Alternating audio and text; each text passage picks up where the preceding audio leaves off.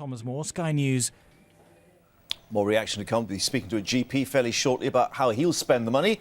First, here's Charlotte with the rest of the day's news. Thanks, Mark. Good morning. A group linked to Al-Qaeda is being blamed for 2 bomb blasts in Uganda, which have claimed more than 60 lives. The explosion struck an Ethiopian restaurant and a rugby club in the capital, Kampala. Simon Newton has more. The devices exploded. Sky News. The social networking site Facebook is launching a panic button application. It's aimed at young users and it's going to allow them to report suspicious behaviour to the online Child Exploitation and Online Protection Centre. Today's launch follows a month of negotiations between CEOP and Facebook, which initially resisted the idea. Juliana Needham has more. Sorry, we seem to be having some difficulties at the moment with our system, and I have no scripts at the moment, Mark, and I have no reports at the moment, but I'll hand you back to him. Right. Mark. Thank you very much indeed. Let's actually update you on that.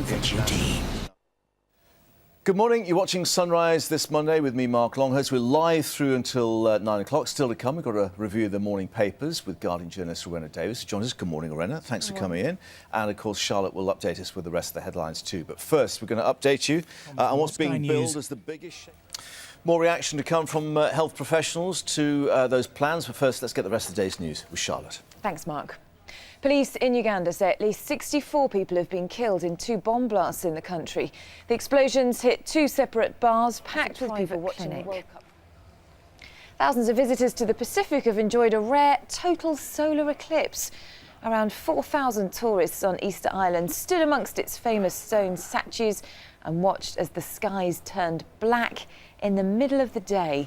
It was caused by the moon blocking out the sun as it aligned with the Earth, and the eclipse lasted for 4 minutes and 41 seconds before heading east across the Pacific. What a beautiful sight.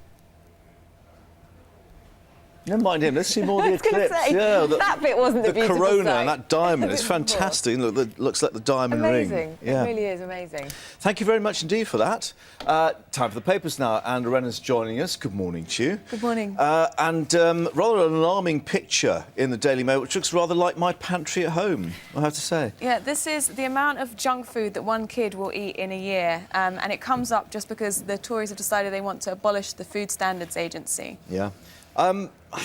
Junk food, I'm a bit concerned where they've got here fruit juice, breakfast cereals, whole milk, fish. I know bran flakes as well. Yeah, I'm is not that really junk? No, I'm not sure that really was, but it makes the picture look better, doesn't it, if you've got more stuff?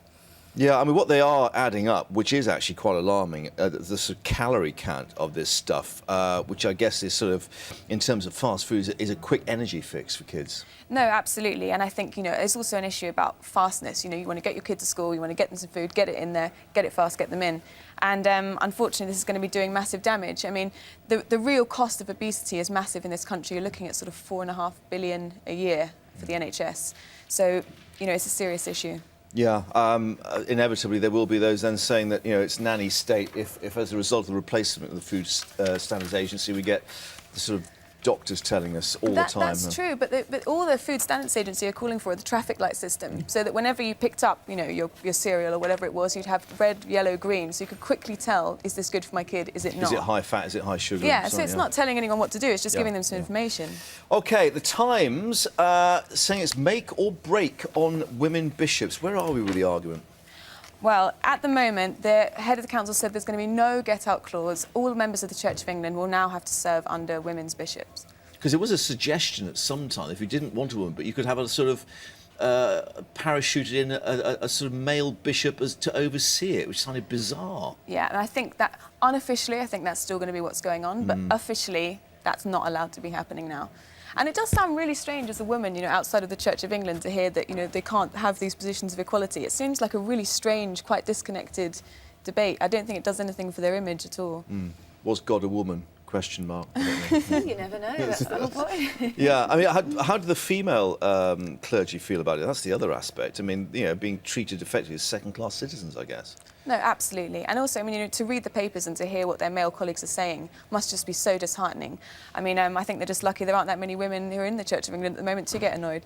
Yeah, we'll just see what they sort of band together and come out with one voice. But for the moment, we'll see that develop. Now, MPs drunk as they voted on the budget. I know. Did you hear about the Conservative MP who's leading this? His name's Mark Reckless. It's a really unfortunate name, isn't it? Well, there we are. Really unfortunate. Yeah. But what is rather alarming is the price they can sort of get away with for getting drunk when you see the taxpayers subsidise bar bills in the Commons. No, absolutely. It really is a horrific story. And also, they're voting on the budget. This is affecting everyday people in their lives. And to hear that they're just sitting around drinking with taxpayers' money is not a good story. I mean, what time do the bars open there? Because obviously the budget would have been an afternoon session. And they're talking here about their drinking session going on until early hours of the morning. Yeah, presumably it just stays open as and when they need it. Commons bars took 5,000 quid. But I think it was delayed. I think the vote on it was delayed, and that's why they were all sitting around waiting for it to happen, and that's why they'd all been in the bar before they were then called in to vote. But if you read some of the quotes about it, half of them, well, some of them don't seem to even remember exactly what went on. Well, they were voting on it, yeah. And why can't they drink tea instead of, I don't know. But, I mean, here's the rub. Looking at the Commons bars, for instance, a single measure of gin, £1.55 compared to £2.45 outside in Whitehall at the pubs. Pint of lager, £2.40 in the Commons bar, £3.65 outside. And we're subsidising alcohol for MPs. Yeah, so keep the Food Standards Agency, scrap that. Right, Cameron terrified by search for good secondary school. Now, this was in the News of the World yesterday. We've got a bit of reaction coming through in The Guardian now. Yeah, I just sort of think, well, it just sounds a bit disingenuous, doesn't it? Because we all know that Cameron went to Eton, and we all know that he could afford to send his kids to private school if he wanted. So it's not really that much of a problem for him. What he's really saying is, it's a bit of a shame I'm in the political limelight and can't just get my kid into the school that I wanted to all along. Do you think cynically, perhaps, that there is an element of he's trying to stoke the debate here on the state of state education? Yeah, but I feel that it feels really disingenuous because we know he's not in the position of everyday, ordinary people. It just sounds false. And we also know if you live in Westminster, you've got some fantastic schools just down the road. You've got Greycoats about half a mile from his house. You know, he can't really complain. Yeah, I mean, I suspect, obviously, the newspapers will be on that very trail at the moment, finding out what those state schools are like. Yeah, exactly. But can you imagine any school saying, oh, no, Cameron, there's no room at the inn for your school, actually? Yes, we can't admit your children, I'm sorry. No, absolutely. It's just not going to happen. So I just think it seems really false. And if he's terrified, then think about what all the other parents are, you know, the situation they're facing. Indeed, as many have been emailing us here. Now, we're going to finally look at the barefoot bandit of the Bahamas, who looks pretty innocent in this picture. This is amazing. This story absolutely fascinates me. 19-year-old guy, he's been on the run from American police for 2 years, and he's 6.5 foot tall, so goodness knows how they haven't found him. And he's got thousands of followers on Twitter. There he is, he's sort of looking there like any teenager with his iPod on whatever, and he's stolen planes and cars. He's incredibly clever. So without any formal training, he's taught himself how to fly a plane and has managed to fly this thing 1,000 miles. Yeah. And it was just from video games and reading flight manuals, apparently. So it was, you know...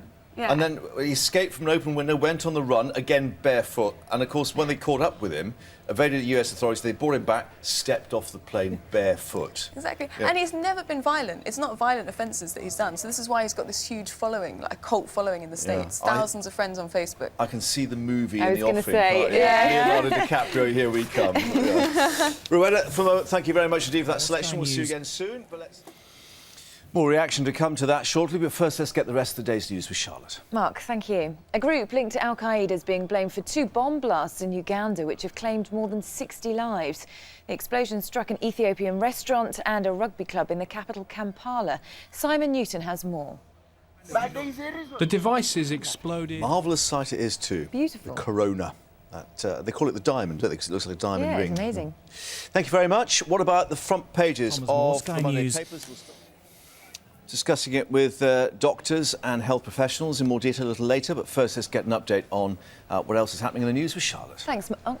Police in Uganda say at least 64 people have been killed in 2 bomb blasts in the country. The explosions hit 2 separate bars packed with people watching the World Cup.